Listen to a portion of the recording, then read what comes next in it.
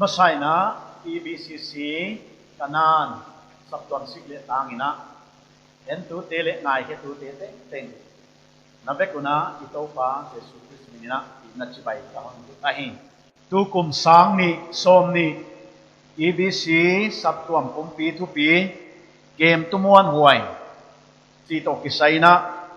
Saulo Bible kang pansana kipanina en homina kikum hom leng chiahi amasai na i Bible tang lakhiak na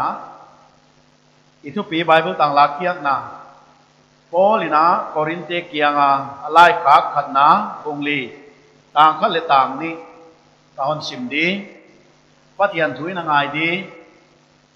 ko tezo miten Chris na sem tu tele patian thu gu kem tu tein on theu hen tua tham lowin til kem tu peuma amuan huayu akipamo he topan athu isim khia itana bual hon zole ichiahi ye elai siang to sim na kipanina kem tumuan huai itu pi ahia amuan huai lo tam pi awama tunina nang ging tu pathian thu gu kem tu muan huai na mi na hon theu hia ai kele bang chi bang ina min hon thei leu chi na uta chi hi ilung sima koi masaleng dot na bol masaleng chi kadaya min bang chi bang ina a hon theiwa ai kele bang chi bang ina min hon thei leu na uta anangai tuen la yelai siang to lakhiak na korin sapton te kianga polin alai ka kahia korin saptuam ichi chiang ina korin khua hi longkhol namun wana korin hi akhwale achangkanga khelna le alian ma maya wai hunlaya romte hunlaya min atheidan na korin vai Corinthianize Korinte omdan, Korinte khosakdan, China min again ukatoma. Why tu? Korini why lai takina amite morally corrupt. Ahin kuahi corrupt ma mai til hoilo le numei pasal kal thang tam na bang ai kele amau la kale kitua na omet lo sumle pai dei tak na til hoilo nasak takina alakwa awama wahi ilai siang thoa imothea korin lai ka khatna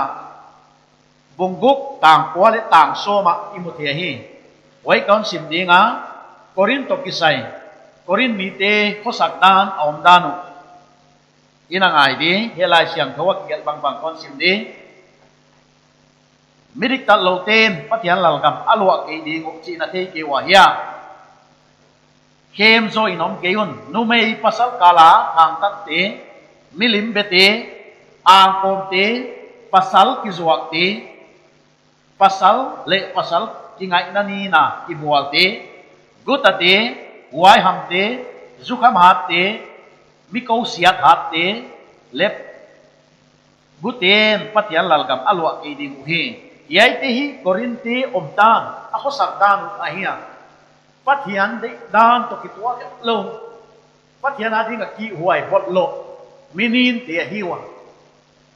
himale polina korina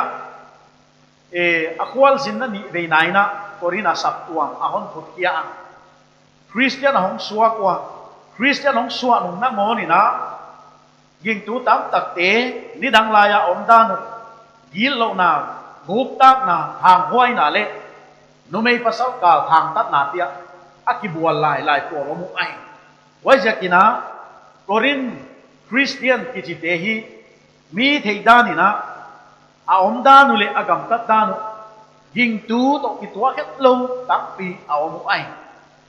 wajakina polina hiaya ithupi pansanina korin temi ni chibagina hon thewa korin minin te ai kele Bukta khate numei pasal kal thang tat na pasal le pasal kingai numei le numei kingai chamina athi teu himalaya chin tu ni na ko te Pathian sikha Jesus Christ sikha Pathian thu gu kem te china mi hon thiu hen china olina again ahi wana korin khuwa ichi chiang ina temple khat awma wai temple tu Aphrodite temple akichia mual sanga awma wai akipanina wai muna numei kizua mi sang balbang awmu ai wai te hi hong kum suk zelina ni taklam bangina ahong kum suk zelwa khopia korin khopia apathianu suklum kim na dingina numei pasal ka thang tat na bang ina abaki bualwa ai kele visitors foreigner te gamdang mi te bang amu chiang huai te bang abaki thua pi se huai wahi apathianu suklum kim na bang ina angai wa huchitu ka hi korin hi khel na a anaki bual na ma mai akwa hi nin ma mai ahiang tulaina Las Vegas the sin city achi banguna wai hunlaya the Las Vegas of the Roman Empire achi den ai wajakina ye korina sabto among kipu chiang ina Christian ahong so nung na ngon na lungleng the ina ken phatte ni dang lai hin khuwa ni dang lai atil hi teu atil chi teu bachi to ina awong ahi ai le hi kipanina ei bang le kiet thak na ding ta pi omina ka the hi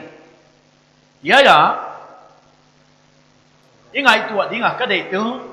Corina Christian ken khat te of dan bangina helang khata khovel saud na te sami na te khovel thil te helang khata koina gupta ne guk na te bang alang khalama khalam thil te ai kele saptuama nak ta ka kisangina yai lampanga ne gupta goki yai lampanga pathian de banga kisanga lapol te ai kele biang na te lim sak ma on che thei kisama ma ayom laina helang khata long khat si ka helang khata adanga long nang si ka tuya tui tunga tai thi kisak laina atui karen ong hat chiang ina along penong ki ka dinga nakhi nakoi namun di ahong buai ding ai wajakina ki hi thei gi gelo ahi pathian kimol pit lo ding ahi chi hi achiang ma mayahi wana korin sakton te buai na khatu Christian ong hi nong nangon na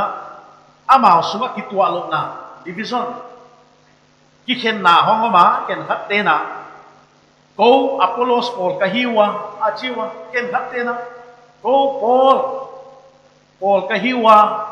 achi ba homa ken khat te na ko Caiaphas Peter Paul kahiwa ai kele ken khat na ko Chris Paul kahiw china aswa ki khen na nasaka kino ai waje Paulina aveima ma maya hichi banga ombe bung Christian ging tu te polam miti etahi Chris mel lia tu le suset tu te ahiwa mina hom the da no hi tilom lo ai waje kin mina pathian thu bu kem te na hom the he china Paulina again ahi yaya Elisha to simna Paulina Gozo Chris Sikha achia Sikha iti chiangina eu dan eu isagda na se ikea ipu ai kele mana holle Jesus Christ de na banga hinga ama bat pia khanga ama de bang sem kia eu dan ei ki khut dota sem himailo pathian de banga sem ging tu te e poi mo ma mai ahi wai bana Chris tu gu pathian tu gu kem te ina minon thiu hen ache pathian tu gu ki chang ina pathian kilak na lai siang do pathian thu kem te hi ai ye pathian thu hi til hi thei takahia nam sao alang ni a hiam bang a hiam nang a hom at kha keile nap thu gu kep pathian thu na to hi midang at na a na sat sat le nang on at khalowa na nga dinga phat tuam na om lo lai siang do na zat le zang khiang nai wai ja kina pathian ni na yai thu ku kem tu amuan hoi ding a hi a che amuan hoi hi the na ding na pathian thu e a hong tum ma sak nga ya wai pathian thui na nang hom kheng ma sak nga ya nang hom bol ma sak nga ya nang a dinga bual zona ai ma sak nga ai tu lain mi tam tak te na pathian thui zat da ni e a ding hilon mi dang a ding a zat so mi kap na ding kwa hiam khat i huat khat oma kwa hiam khat i mu da khat om le wai pan sana kap na ding zonga lai siang lo thu zang te tam pi yong ai wai ja kin hiai pathian thu i kep na amuan huai lo i zat na na le muan huai lo tam pi yong ai wana kwa hiam khat nào pang hiam nek ding na piak che nek ding na piak che na khuta ek bang hiam na khuta nin bang komina nek ding lim chima na pele chile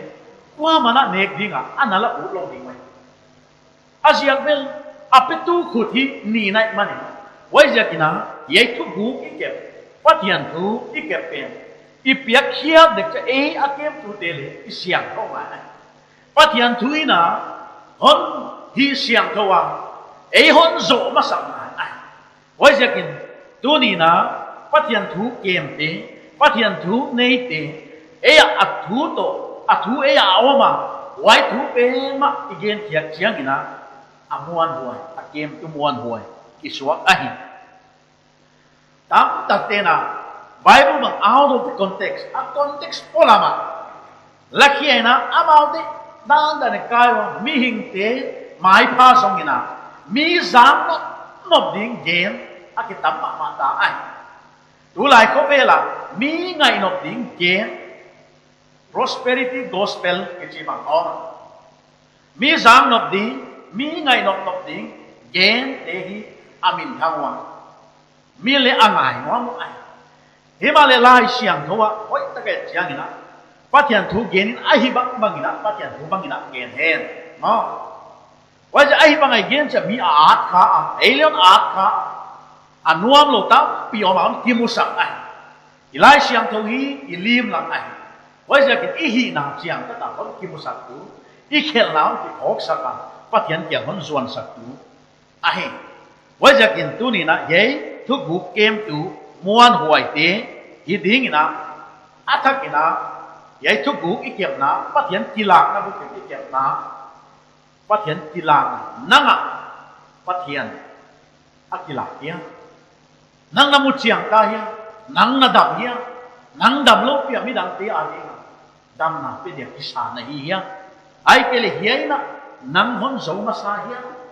chi hi ngai to huai mak mak mai a hi wai ba na tu ni na igen of the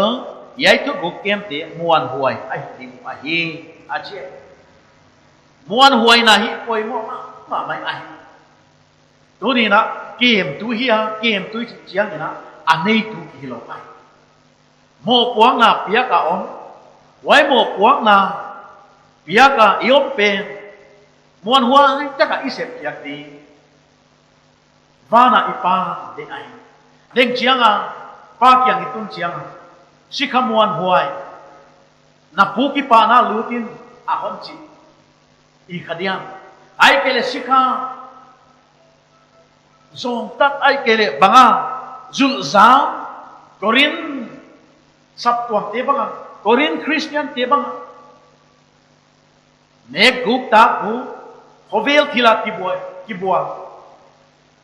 chiahi ahon gen i mai ma dia wai ja ka tu ni na ei ging tu te atia kina